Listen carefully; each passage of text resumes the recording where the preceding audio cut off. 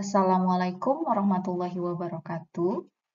Kembali kita bertemu dalam perkuliahan e-learning kita. Pada hari ini kita akan membahas mengenai situasi belajar dalam kesehatan masyarakat.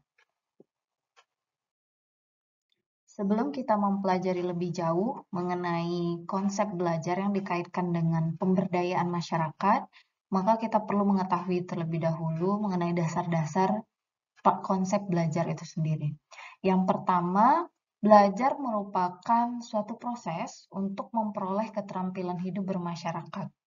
Jadi, melalui keterampilan hidup yang kita dapatkan, kita nanti akan bisa berinteraksi dengan masyarakat. Kemudian yang kedua, menyempurnakan potensi untuk berhubungan dengan dunia luar ya. Jadi, dengan adanya proses pembelajaran, kita sedikit banyak menggali potensi yang ada di dalam diri kita, sehingga nanti ini memudahkan kita untuk berhubungan dengan orang lain, gitu ya, atau masyarakat. Kemudian selanjutnya, belajar ini juga memiliki makna penguasaan segala sesuatu yang berguna untuk hidupnya. Jadi, apa yang kita pelajari tentunya ini akan bermanfaat untuk hidup kita di masa yang akan datang, gitu ya. Nah, terutama jika hal-hal yang kita pelajari itu adalah segala sesuatu yang bernilai positif. Tapi kalau misalnya yang kita pelajari adalah hal-hal yang bernilai negatif, maka mungkin kita hanya perlu mengambil hikmahnya saja sehingga kita nanti bisa menghindari penerapan yang tidak baik ketika kita berinteraksi dengan masyarakat. Kemudian selanjutnya, konsep belajar yang paling umum itu adalah menghafal, mengingat, dan mereproduksi sesuatu yang dipelajari. Ya, ini sudah pasti. Ketika kita belajar, pastinya kita akan mampu mengingat ya. Mengingat walaupun mungkin kadang-kadang juga kita akan mengalami khilaf gitu ya, mengalami kealpaan, lupa gitu ya tentang apa-apa yang pernah kita pelajari. Nah, kalau proses belajar ini sudah melekat dalam diri kita, maka hal-hal yang sudah kita pelajari itu akan kita ingat dan mampu direproduksi. Suatu ketika kita ditanyakan mengenai sebuah hal, baik itu berupa pengetahuan, sikap, ataupun keterampilan, maka kita akan secara konsisten mampu untuk mereproduksi ingatan yang kita miliki. Berikut adalah ciri-ciri kegiatan belajar. Yang pertama, merupakan perubahan ya pada diri individu yang belajar baik secara aktual maupun potensial. Maksudnya di sini adalah ketika seorang individu belajar mengenai suatu hal, maka akan terjadi perubahan ya yang sifatnya aktual atau yang nampak nyata. Kalau misalnya perubahannya perubahan perilaku, berarti perilakunya nampak nyata. Kemudian kalau yang satu lagi itu sifatnya potensial. Artinya kalaupun akan terjadi perubahan perilaku, maka baru ada tanda-tanda perubahan perilaku itu saja, gitu ya. Makanya di sini disebut sebagai potensial. Misalnya, kalau orang mau buang air besarnya konsisten ya di jamban, gitu. Maka ciri-cirinya apa? Dia mulai menanyakan ya, apa sebenarnya manfaatnya BAB di jamban gitu. Kenapa kita dilarang BAB-nya di sungai, padahal di sungai kan enak, airnya tersedia banyak gitu ya. Nah, kalau seseorang sudah punya tanda-tanda kecenderungan untuk mempelajari sesuatu, bahkan nanti untuk bisa berperilaku, itu namanya perubahan yang sifatnya potensial. Kalau yang aktual itu yang udah nampak nyata, dia udah benar-benar berubah, dia nggak lagi BAB di sungai misalnya ya, tetapi dia udah BAB-nya di jamban. Oke, selanjutnya perubahan ini juga didapatkan karena kemampuan yang didapat dalam proses atau jangka waktu yang lama ya. Karena apa? Konsepnya kalau perubahan itu pasti yang paling cepat itu paling perubahan perilaku, perubahan pengetahuan ya maksud saya. Tetapi kalau perubahan perilaku itu butuh waktu yang lama, bahkan sangat lama gitu ya, karena mulai pembentukan dari tahap awareness ya, tahap kesadaran, tahap interest, tahap ketertarikan, kemudian tahap evaluasi, trial and error gitu ya, sampai dengan akhirnya dia memutuskan dia mau mengadopsi perilaku itu atau tidak ya. Jadi butuh waktu yang sangat panjang gitu. Bahkan pun kadang sudah sampai di proses akhir ya memutuskan dia akan lanjut atau tidak ya dengan perilaku ini, bisa aja tuh dia akan kembali ke perilaku awalnya gitu. Nah, kemudian kegiatan belajar ini juga merupakan perubahan yang terjadi karena usaha, bukan karena proses kematangan ya. Jadi seseorang bukannya mendapatkan kecerdasan itu karena pertambahan usia gitu ya, tetapi karena usaha ya, karena getol, rajin gitu ya, sehingga nanti dia akan mendapatkan sesuatu yang lebih mungkin ya, bisa mempelajari sesuatu yang lebih banyak daripada orang yang lainnya. Selanjutnya kita akan mempelajari mengenai teori dalam proses belajar ya. Ada banyak teori yang membahas mengenai proses belajar ini, tapi kita di sini hanya akan membahas beberapa saja ya. Yang pertama itu teori menghafal ya. Kalau teori menghafal saya rasa sudah sangat melekat ya pada diri kita. Kebanyakan kita kalau belajar itu ya menghafal gitu ya. Kalau besok ujian ya malam ini ngafal gitu. Nah, dalam konsep teori menghafal ini ada proses pembeuan. Proses pembeuan artinya kita kayak menjiplak ya, sama persis seperti apa yang kita pelajari gitu. Itu namanya pembeuan. Coba kalau kalian perhatikan, kalau punya burung beo atau pernah berinteraksi dengan burung beo, ketika kalian biasakan si burung ini untuk mengucapkan salam, maka setiap dia ketemu orang, dia akan mengucapkan salam. Gitu. Bahkan sebenarnya mungkin dia nggak tahu ya, bukan mungkin lagi, kayaknya sih dia nggak tahu ya apa makna salam yang dia sampaikan. Tetapi karena sifatnya dia ngafalin, dia diajarin begini-begini, sehingga nanti setiap ada tamu dia akan mengulangin itu tanpa dia tahu makna apa yang dia sampaikan melalui suara tersebut gitu ya. Nah, kemudian teori menghafal ini juga sebenarnya tidak selamanya benar ya, karena manusia itu berpikir gitu. Kadang-kadang apa yang kita hafalkan ketika dibenturkan dengan konsep berpikir pada manusia akan terjadi perubahan pergeseran opini gitu ya. Ketika kita yang tadinya hafal, kita diajarin bentuk telur itu atau bentuk semangka itu bulat gitu. Tapi ketika kita berpikir, kayaknya aku pernah deh ketemu semangka yang bentuknya kotak di pasar misalnya gitu ya. Sehingga nanti melalui proses berpikir yang ada, kita bisa istilahnya tuh menambah hazana gitu ya, bahkan dari apa-apa yang kita hafal. Mungkin ada yang bisa dikurangi, ada yang bisa ditambahi dari apa-apa yang kita hafalkan. Itu karena ada proses berpikir.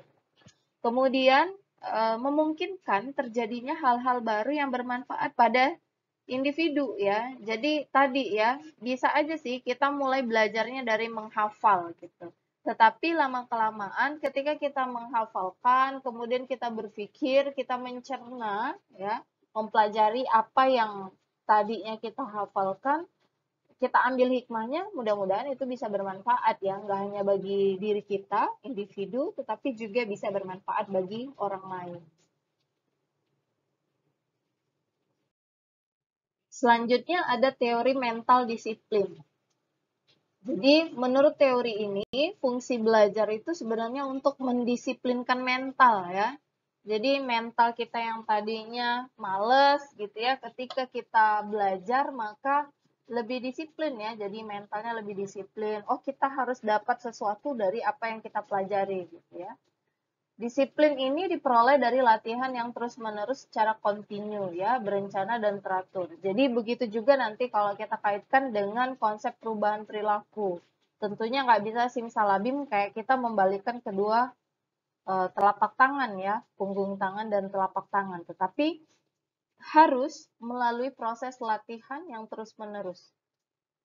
Berencana dan teratur juga gitu ya, sehingga apa yang kita peroleh dari proses habituasi tadi gitu ya, membuat kebiasaan tadi ini bisa melekat pada diri kita gitu.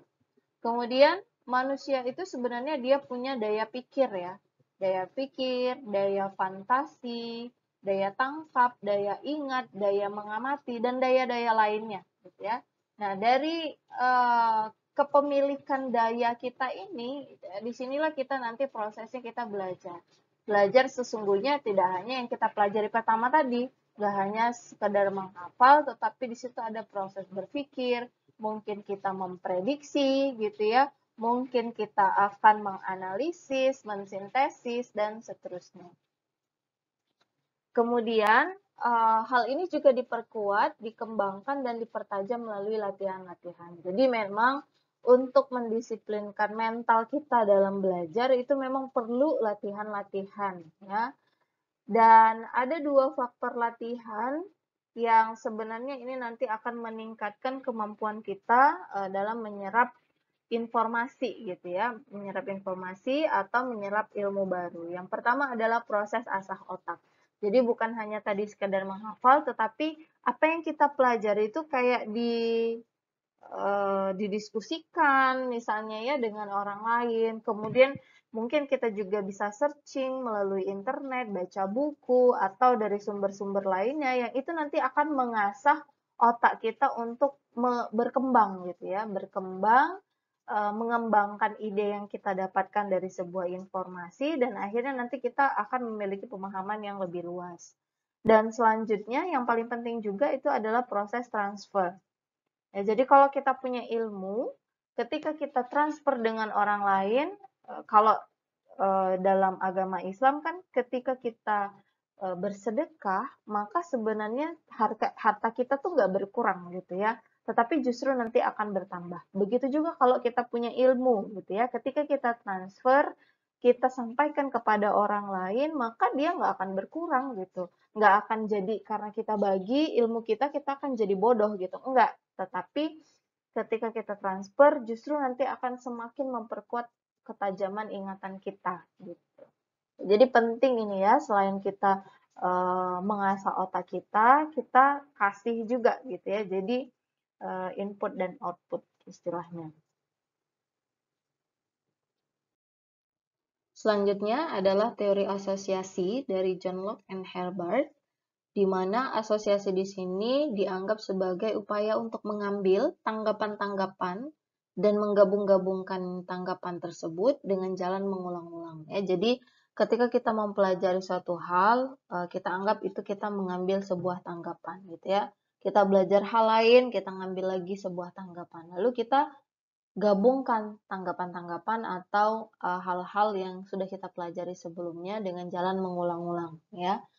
Nah, dalam proses ini sebenarnya mudahnya begini, ketika kita mempelajari kalau kayak kita nih ilmu kesehatan masyarakat ya, kita tahu misalnya TB paru itu disebabkan oleh Mycobacterium tuberculosis gitu ya. Nah, jadi penyebabnya apa? Mycobacterium. Akibatnya apa? Kalau seseorang di dalam tubuhnya dia terinfeksi Mycobacterium tuberculosis, maka dia akan menjadi rentan dan bahkan bisa terinfeksi TB paru gitu ya. Akhirnya dia sakit TB paru. Nah, itu namanya menggabungkan tanggapan-tanggapan gitu ya dan mengasosiasikan, membuat hubungan ya antara satu hal dengan hal yang lain. Misalnya kecelakaan kerja gitu ya. Apa penyebabnya? Oh, misalnya karena unsafe condition, kemudian ada unsafe act misalnya gitu ya. Nah, jadi kedua hal ini nanti bisa mempengaruhi kecelakaan kerja atau mungkin ada hal-hal lain yang ada di lingkungan yang bisa menyebabkan terjadinya kecelakaan kerja ya. Jadi teori asosiasi. Nah, kemudian bahwa pengajar juga harus sebanyak mungkin memberikan stimulus kepada subjek belajar untuk menimbulkan respon gitu ya. Jadi asosiasi ini juga bisa diibaratkan dengan adanya stimulus dan respon gitu. Ketika kita memberikan stimulus maka akan timbul respon. Ketika kita dicubit maka responnya akan mungkin bersuara au gitu ya, sakit gitu. Atau mungkin responnya mungkin bukan mulut kita yang mengeluarkan suara, tetapi responnya mungkin dari kulit kita itu langsung akan memerah gitu ya ketika dicubit gitu. Atau mungkin ada yang membiru gitu ya. Nah, jadi untuk membuat kita peka terhadap sesuatu gitu ya, untuk kita mampu mengasosiasikan sesuatu, maka kita perlu banyak stimulus. Untuk kita tahu apa saja penyebab terjadinya kecelakaan kerja, maka kita perlu banyak review jurnal gitu ya. Kita perlu baca buku. Apa sih sebenarnya yang memungkinkan terjadinya kecelakaan kerja gitu. Jadi itu ya contohnya untuk teori asosiasi. Teori lain yang cukup populer adalah teori belajar sosial yang dikemukakan oleh Bandura dan Walter. Dalam teori ini dikatakan bahwa tingkah laku model itu memiliki peranan besar. Jadi dalam konsep teori belajar sosial, model atau role model atau orang yang kita idolakan lah ya istilahnya, itu memiliki peran besar terhadap perubahan pada diri kita. Pengaruh tingkah laku model ini memberikan 3 efek ya. Yang pertama efek modeling atau modeling efek. Artinya ketika orang berperilaku X, kita juga akan mengikuti perilaku tersebut gitu ya. Jadi kita mengcopy lah istilahnya, copy paste, efek modeling. Kemudian ada efek menghambat atau inhibition dan menghapus hambatan atau disinhibition. Jadi efek menghambat ini adalah ketika kita mau berperilaku, misalnya ya, maka kita nggak jadi untuk melakukan hal tersebut. Misalnya kita hari ini mau berangkat kuliah, ternyata hari hujan gitu. Jadinya kita berpikir ya udahlah nggak usah kuliah gitu. Ya, ini kalau misalnya di masa offline ya, tapi kalau di masa online saya rasa semuanya bisa dilakukan gitu ya. Mungkin hambatannya juga akan berbeda gitu. Bisa jadi hambatannya, nggak ada pulsa hari ini, kuota habis gitu-gitu ya. Nah, kemudian ada juga efek menghapus hambatan. Jadi di satu sisi ada hal yang mungkin akan menghambat terjadinya perubahan perilaku, nah di sisi lain juga ada upaya untuk menghapus hambatan yang ada, misalnya hujan. Terus kita nggak ingin pergi ke kampus gitu ya, karena takut kehujanan, kebasahan, takut sakit gitu ya. Tetapi ada upaya untuk menghapus hambatan tersebut. Misalnya, kita bawa payung. Kita naik gokar, sebelum naik gokar kita bawa payung misalnya. Jadi kita nggak kebasahan sama sekali. Nanti kalau kita nunggu bis, ya kita bisa tetap berteduh gitu ya dengan menggunakan payung tadi. Nah, itu namanya efek menghapus hambatan. Akhirnya kita bisa tetap pergi ke kampus. Oke, kemudian yang ketiga itu efek kemudahan atau namanya facilitationing atau yang dapat menjadikan efek itu terlihat nyata gitu ya. Nah, jadi misalnya ketika kita mau melakukan diet ya, diet hidup sehat, maka misalnya kita punya fasilitasi, orang tua kita mendukung gitu. Di rumah ternyata dibiasakan untuk makan makanan yang sudah terporsi misalnya gitu ya, sehingga nanti ini akan mempengaruhi proses diet kita gitu. Tapi kalau kita biarkan, kita balik lagi tadi ada proses yang menghambat, misalnya keinginan menggebu-gebu untuk selalu mencoba makanan baru misalnya ya, maka ini nanti akan menghambat terjadinya perubahan perilaku diet kita gitu. Walaupun mungkin ada fasilitas di rumah yang bisa membantu kita untuk merubah perilaku. Jadi seperti itu ya, semuanya bisa dikaitkan satu sama lain. Lalu ada teori belajar sosial yang lain yang dikemukakan oleh Miller dan Dollard ya. Dalam prinsip belajar itu terdiri dari 4 ya. Yang pertama itu ada dorongan, ada kemauan untuk melakukan perubahan gitu. Kemudian yang kedua itu adanya isyarat atau cue ya. Jadi ketika kita mau melakukan perubahan perilaku, kayak tadi saya cerita tentang BAB ya, ketika seseorang itu sudah mulai bertanya, misalnya apa fungsi jamban, gimana bikin jamban, berapa banyak uang yang dibutuhkan untuk bikin jamban gitu ya, mengapa nggak boleh BAB di sungai gitu ya. Nah, jadi dalam ketertarikan tersebut sebenarnya ini merupakan sebuah isyarat bahwa kita nanti akan menuju ke perubahan perilaku.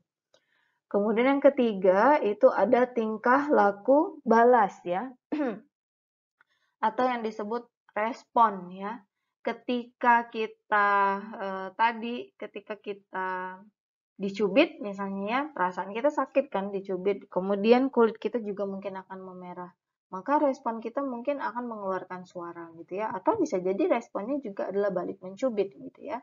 Nah, begitu juga dengan proses adopsi perilaku gitu. Ketika ada sebuah stimulus, ada informasi, kita dapat edukasi, terus kita mulai berpikir ya, karena tadi manusia itu adalah makhluk yang mampu untuk berpikir gitu ya. Sehingga nanti kita akan mampu membentuk respon yang sesuai dengan apa informasi yang disampaikan. Kemudian yang terakhir adalah ganjarannya atau reward-nya apa gitu. Jadi dalam sebuah proses belajar, ganjarannya apa? Sebenarnya ganjarannya bukan reward-nya mungkin bukan berupa uang atau trofi ya, tetapi lebih kepada oh kita paham dengan konsep yang kita pelajari gitu. Kita dapat ilmu baru, kita dapat wawasan baru gitu. Itulah ganjarannya. Nah, kalau dalam konteks sehat sakit berarti ketika kita menerapkan sebuah perilaku, maka ganjarannya apa ya? Kita bisa dapat hidup sehat gitu. Selanjutnya ada 3 macam mekanisme tingkah laku tiruan ya dalam proses adopsi perilaku. Yang pertama adalah tingkah laku yang sama. Jadi konsepnya si A makan ayam geprek, si B makan ayam geprek. Mereka sama-sama makan ayam geprek. Tapi mereka berdua nggak saling mengenal, dia tidak saling mempengaruhi satu sama lain. Berarti dia murni pergi ke tempat jualan ayam geprek karena dia pengen beli gitu. Yang satunya juga begitu. Itu namanya tingkah laku sama ya. Nah, kemudian ada tingkah laku yang tergantung atau match dependent behavior ya. Jadi, kalau match dependent behavior ini ada sesuatu yang memprovokasi sehingga orang-orang ini mampu melakukan perilaku yang sama gitu ya. Misalnya, si A tadi makan ayam geprek karena ada iklannya di TV, oh ayam geprek di kafe A misalnya ya itu dapat diskon berapa persen gitu. Terus orang B juga melihat hal yang sama sehingga mereka pergi ke tempat penjualan si ayam geprek tadi dan memakan makanannya sehingga nanti ini dinamakan dengan match dependent behavior. Berarti ada faktor yang memprovokasi, bisa iklan, bisa apapun itu, bisa ajakan gitu ya, yang membuat mereka ini sama-sama melakukan perilaku yang sama. Oke, terus yang ketiga adalah tingkah laku salinan ya, copying behavior. Nah, copying behavior ini adalah sebuah pola tingkah laku yang menunjukkan adanya kayak pembeoan itu ya, benar-benar sama ya. Misalnya kayak kakak adik itu biasanya perilakunya mirip-mirip gitu ya, misalnya sama-sama perempuan atau sama-sama laki-laki. Si adik biasanya ingin mengcopy perilaku kakaknya. Kakaknya beli sepeda, dia pengen beli sepeda. Kakaknya beli apa misalnya ya, beli tas baru, dia pengen tas baru juga gitu. Itu namanya copying behavior. Jadi, hal yang dilakukan dari dulu, sekarang, bahkan mungkin sampai yang akan datang kakaknya pengen menikah dengan artis, dia pengen juga misalnya gitu ya. Nah, ini namanya copying behavior, benar-benar sama gitu ya, tingkah laku salinan. Lalu dalam konsep pemberdayaan masyarakat, kita mengenal adanya self-directed action ya. Rasanya pertemuan sebelumnya kita sudah sedikit menyinggung ya mengenai self-directed action ini. Bagaimana cara menumbuhkannya ya? Cara menumbuhkannya ya tentunya dengan pendampingan ya bagi masyarakat itu sendiri. Karena kalau kita lihat kembali slide di pertemuan sebelumnya, self-directed action ini dilakukan atau muncul ketika masyarakat ini merasa mereka nggak nyaman lagi dengan kondisinya, dengan kondisi kesehatannya, gitu ya, dengan kondisi yang berada dalam lingkaran ketidakberdayaannya, sehingga mereka pengen gitu ya, pengen memunculkan potensinya bahwa mereka mampu untuk hidup sehat gitu. Nah, di sini ketika masyarakatnya udah semangat, nanti didukung oleh adanya fasilitator dalam melakukan pendampingan, ini akan bertemu gitu ya, sehingga nanti memudahkan untuk tumbuhnya self-directed action gitu ya di konteks-konteks yang lainnya. Kemudian kita perlu menghindari bantuan yang menyebabkan ketergantungan ya, sudah kita bahas juga sebelumnya bahwa kalau bantuan yang menyebabkan ketergantungan itu hanya akan apa ya menyelesaikan masalah pada saat ini saja gitu. Tapi nanti masyarakatnya nggak mampu berpikir ketika konteksnya berubah gitu ya. Oh sekarang misalnya masyarakat lagi pusing misalnya gitu ya. kesehatan masyarakat menurun gitu ya, kemudian angka harga kebutuhan pokok meningkat gitu ya, akhirnya dikasihlah bantuan sama pemerintah gitu. Nah, ketika dikasih bantuan, bantuannya juga nggak dibikin semacam fondasi seperti itu gitu ya, plafonnya apa yang harus dilakukan ya dengan uang sekian kita harus mengembangkan apa, nggak ada seperti itu, tetapi diserahkan sendiri ke masyarakat. Nah, kalau misalnya seperti ini dilakukan, terjadi secara terus-menerus, maka akan terjadilah ketergantungan. Bagusnya kalau kita memberikan bantuan itu yang sifatnya kita mendorong masyarakat untuk mandiri, gitu ya. Jadi supaya nanti masyarakatnya kalau masalah ini selesai dengan cara yang kita kasih pendampingan sekarang, maka mungkin kalau misalnya ada lagi masalah yang lain gitu ya, masyarakat nanti akan berpikir gimana caranya untuk menyelesaikan masalahnya. Ketika kita udah stimulus, maka mereka nanti akan bisa untuk mengimplementasikan di masalah yang lain. Kemudian memanfaatkan potensi melalui proses belajar ya. Jadi potensi yang ada semuanya, baik sumber daya alam, sumber daya manusia, modal, mesin gitu ya, dan lain-lainnya itu nanti bisa digunakan untuk memudahkan proses belajar. Nah, kemudian self-directed action ini nampak nyata ketika terjadinya perubahan perilaku ya. Dan tujuannya itu adalah bagaimana kita bisa mencerdaskan kehidupan masyarakat. Ya, kalau masyarakatnya mandiri, mereka cerdas, maka derajat kesehatan masyarakat itu bisa dicapai yang optimal ya, yang setinggi-tingginya seperti apa yang apa namanya di menjadi visi ya dari pemerintah Indonesia.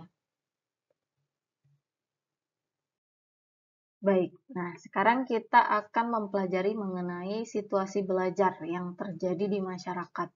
Ada 3 ya kurang lebih di sini yang akan kita pelajari. Yang pertama adalah required outcome situation. Jadi kalau di sini situasi belajar ini sifatnya wajib dan instruktif ya. Petugas memberikan sanksi atas instruksi yang diberikan. Dan ini biasanya dilakukan pada keadaan yang menimbulkan ancaman masyarakat luas ya. Misalnya wabah atau kebijakan-kebijakan lainnya yang ingin diambil oleh pemerintah yang sifatnya memaksa ya.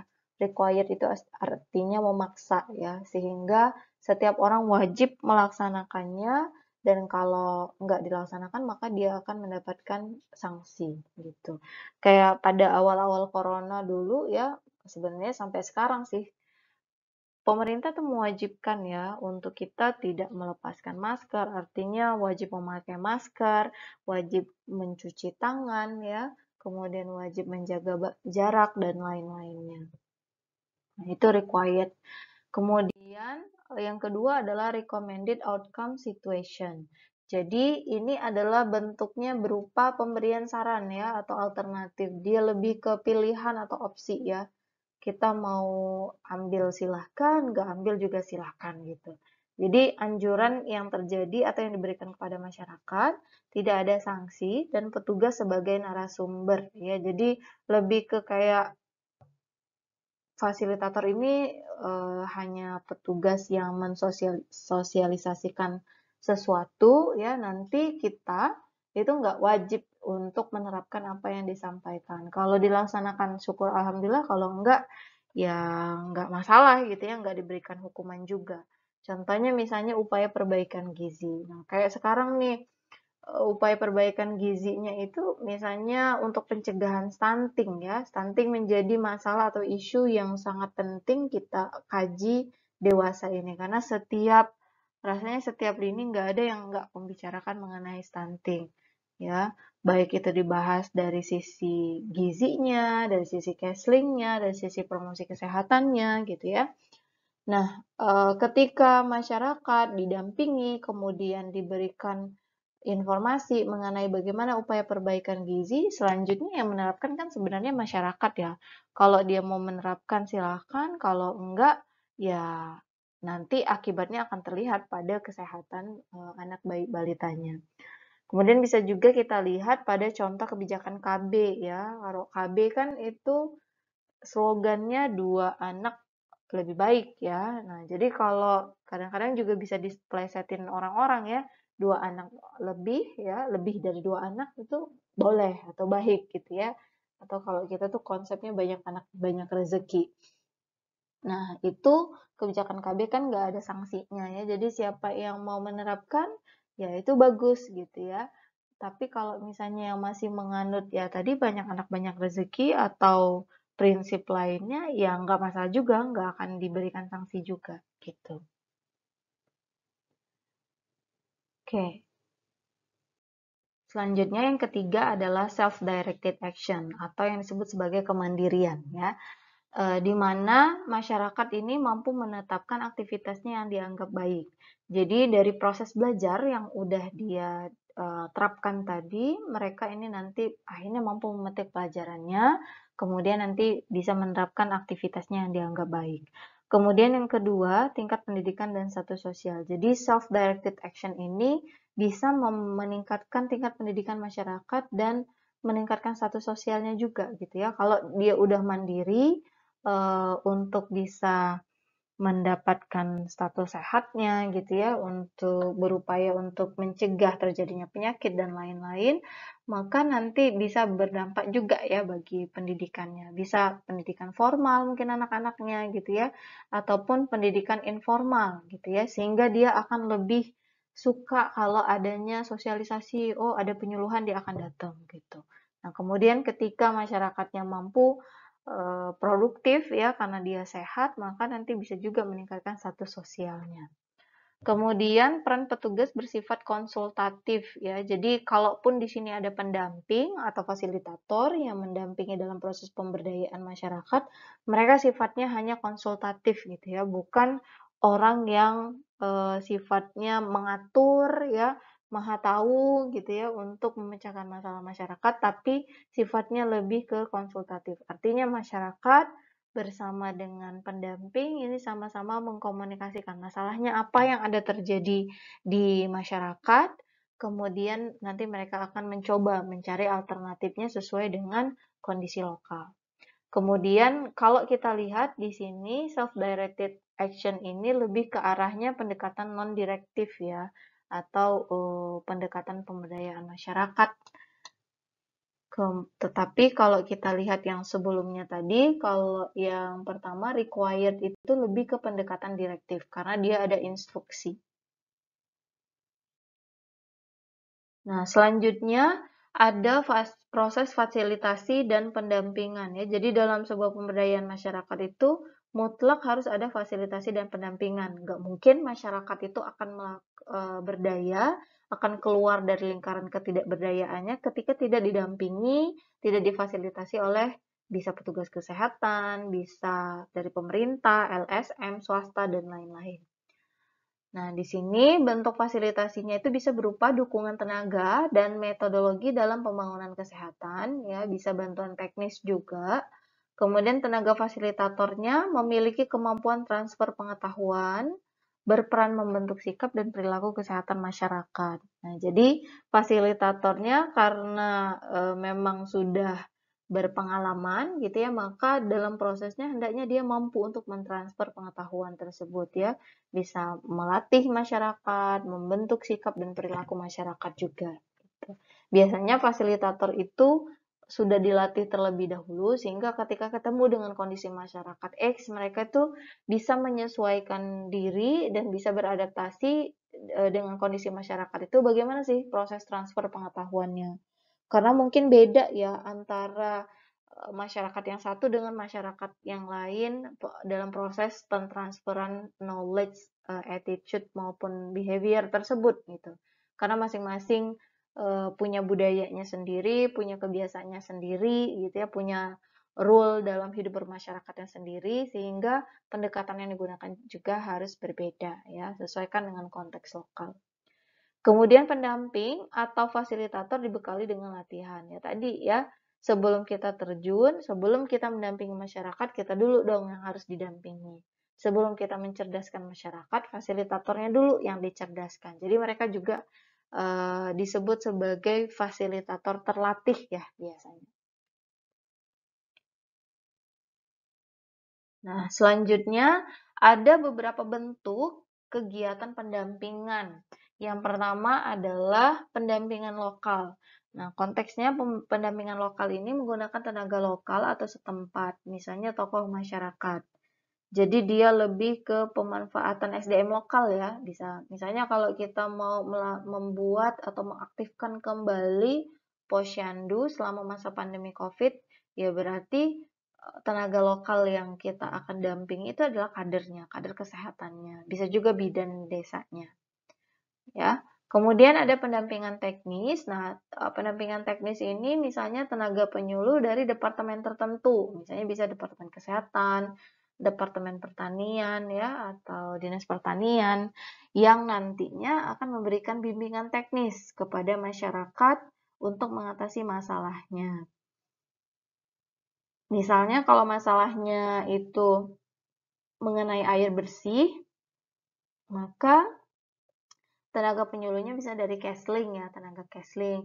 Nanti mereka akan mengajarin masyarakatnya itu bagaimana untuk membuat sumber air yang mereka kelola sehari-hari itu menjadi sumber air yang layak untuk diminum atau untuk dikonsumsi dalam kegiatan sehari-hari. Gitu. Kemudian yang terakhir adalah pendampingan khusus. Nah, pendampingan khusus ini biasanya ditujukan untuk masyarakat yang tinggal di daerah 3T ya, tertinggal, miskin, atau daerah-daerah bencana gitu. Kemudian dia memerlukan konsultan khusus proyek ya. Jadi karena dia sifatnya pendampingan khusus, berarti dia adalah tenaga yang memberikan jasa konsultasi secara khusus gitu ya. Misalnya dulu kami pernah melakukan PBL ya, PBL di daerah pasca gempa gitu ya. Nah, maka di daerah itu ternyata banyak ya konsultan-konsultannya. Jadi mereka dari LSM atau dari pihak-pihak lain yang membantu masyarakat untuk kembali bangkit gitu ya, terutama dari sisi psikologis. Jadi meningkatkan kembali kemandirian masyarakat, menghilangkan trauma yang mereka hadapi gitu ya karena gempa yang membuat banyak bencana gitu ya, banyak kehilangan harta benda, mungkin keluarga juga gitu ya. Nah, jadi di situ butuh pendampingan khusus biasanya untuk kasus-kasus tertentu ya atau semacam untuk daerah pilot project seperti itu. Selanjutnya, kita akan membahas mengenai prinsip pendampingan masyarakat. Jadi, karena prosesnya dalam pemberdayaan masyarakat itu perlu pendampingan, maka kita perlu tahu ya prinsipnya apa.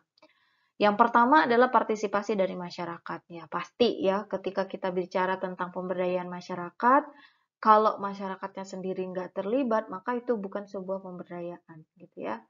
Apalagi kalau cuman fasilitatornya aja yang banyak melakukan gerakan tapi masyarakatnya ogah-ogahan, nah itu berarti belum terjadi ya proses pemberdayaan masyarakat.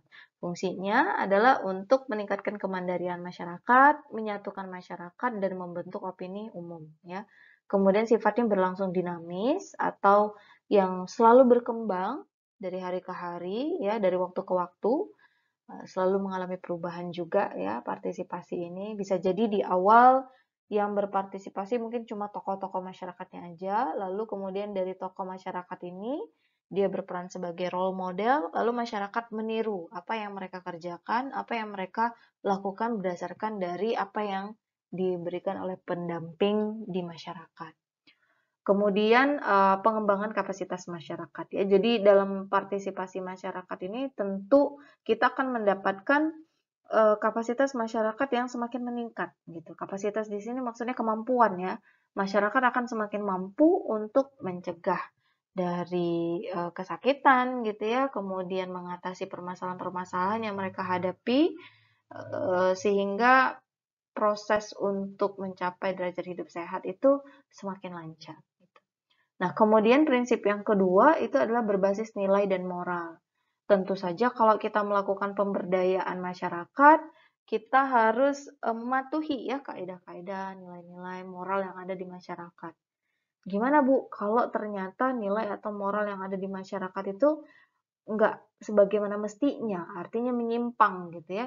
Nah, maka ini perlu kita pelajari dulu terlebih dahulu, kita lakukan pendekatan, analisis ya, kita observasi juga, sehingga nanti kita tahu nih di mana titik salahnya gitu. Nanti coba kita perlahan-lahan bisa menjelaskan kepada masyarakat melalui proses pendampingan tadi gitu ya, sehingga meluruskan apa yang seharusnya lurus gitu ya, apa yang bengkok itu diluruskan. Nah, kemudian diperlukan juga penguatan jejaring ya, seperti dari LSM atau perguruan tinggi, ormas, misalnya pihak bank atau pemberi dana, lembaga sosial, pemerintah, dan lembaga internasional untuk membangun jejaring sosial ya. Kemudian juga pemerintah sebagai fasilitator. Jadi pemerintah di sini mengambil peran sebagai pendamping, fasilitator yang nanti akan memberdayakan masyarakat.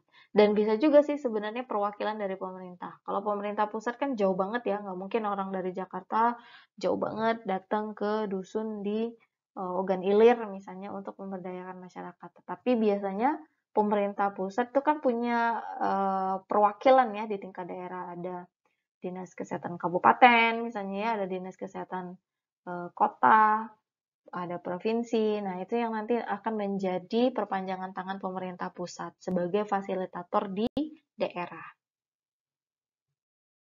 Berikut adalah peran dan fungsi fasilitator. Peran dan fungsi secara umum ya sebagai narasumber tentu saja berarti dia adalah orang yang memberikan informasi ya kepada masyarakat. Kemudian bisa juga sifatnya sebagai pelatih, memberikan keterampilan bagi masyarakat. Misalnya bagaimana proses untuk membuat makanan pendamping ASI yang baik gitu ya untuk bayi dan balita. Kemudian bisa juga sebagai mediator atau penengah ya ketika terjadi mungkin semacam konflik gitu ya atau perseteruan di antara masyarakat. Nah, kita juga bisa berfungsi sebagai mediator. Kemudian yang ketiga adalah penggerak, artinya kita memobilisasi masyarakat agar mampu untuk ikut serta dalam proses pemberdayaan masyarakat. Nah, kalau secara khusus, peran dan fungsinya adalah sebagai berikut.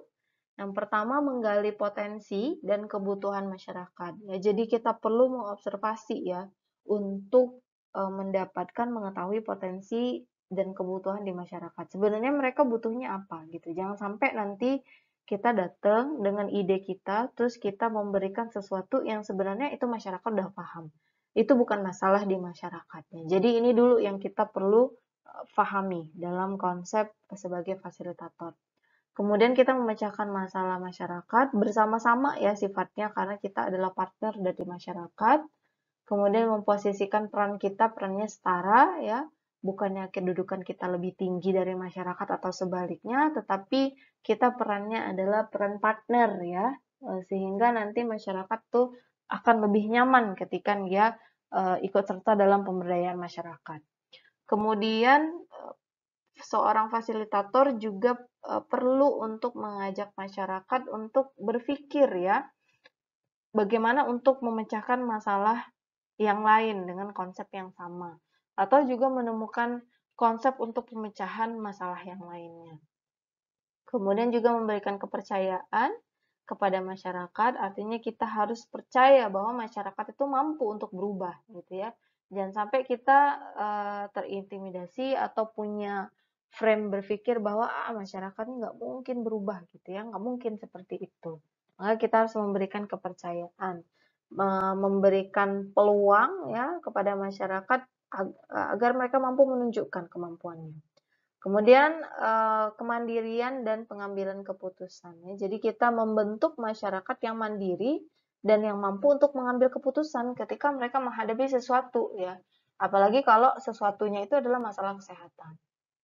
Kemudian membangun jejaring kerja juga gitu ya. Jadi kita fasilitator tuh berfungsi ya untuk menghubungkan antara masyarakat juga dengan partner kerja kita yang lainnya, bisa LSM, bisa pemberi dana seperti pihak bank ya, dan lain-lainnya.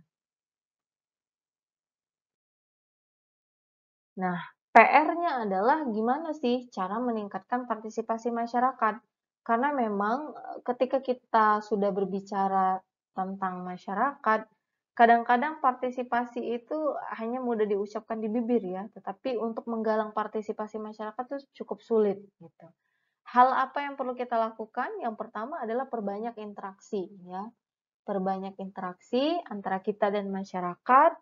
Kemudian dalam proses pengambilan keputusan tuh libatkan mereka gitu. Jangan jangan karena kita mentang-mentang sebagai fasilitator, maka kita ya yang segala sesuatu kita yang ambil keputusan. Enggak juga ya, tetapi karena kita sifatnya setara, sama-sama berproses untuk memberdayakan masyarakat, maka kita ya ngambil keputusannya bareng-bareng aja sama masyarakat. Karena mereka yang lebih tahu kebutuhannya. Mereka yang lebih tahu potensi yang ada di wilayah mereka untuk memecahkan masalah yang ada. Kemudian kesetaraan ya kekuasaan. Artinya antara fasilitator dengan masyarakat itu sifatnya partner tadi ya. Jadi dia ada kesederajatan ya kekuasaan sehingga tidak tumpang tindih, nggak ada yang lebih bosi gitu ya, karena kita dari pihak pemerintah kita yang lebih bosi nggak juga gitu ya, tetapi tadi prinsipnya interaksi, libatkan dalam keputusan, kemudian hubungannya setara ya, nggak ada yang lebih tinggi dari yang lainnya. Oke, mungkin itu saja ya pertemuan kita pada hari ini. Terima kasih banyak atas perhatiannya. Mudah-mudahan bermanfaat untuk kita dan memberikan insight bagi kita bagaimana caranya untuk melakukan pemberdayaan masyarakat yang optimal gitu ya. Sehingga hasilnya nanti terciptalah masyarakat yang self-directed action, mandiri ya, dalam menjangkau atau meningkatkan kesehatannya. Saya tutup pertemuan kita. Saya akhiri. Assalamualaikum warahmatullahi wabarakatuh.